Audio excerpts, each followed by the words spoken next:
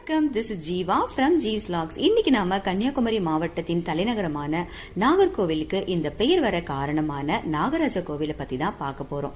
இந்த நாகராஜ கோவில் நாகதோஷத்துக்கு சிறந்த பரிகார ஸ்தலமாக இருக்கு. அது மட்டும் இல்ல, இந்த கோவில் 2000 ஆண்டு பழமையான கோவில்னு சொல்லப்படுது.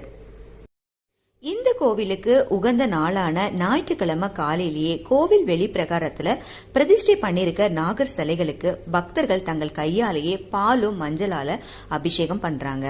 இந்த பாலும் மஞ்சத்தூளும் நம்ம வீட்டுல இருந்து கூட எடுத்துட்டு வரலாம். இங்க வெளியிலயும் சேல்ஸ் பண்றாங்க. அங்க இருந்தும் வாங்கியும் நம்ம கையால அபிஷேகம் பண்ணலாம். கருவறையில இருக்க மண்ணை தான் இங்க பிரசாதமா கொடுக்கறாங்க. அந்த மண்ணானது ஆடி மாசத்துல இருந்து மார்கழி மாசம் வரைக்கும் கருப்பாகவும், தை மாசத்துல இருந்து ஆனி மாசம் வரைக்கும் வெள்ளையாவும் இருக்கும்.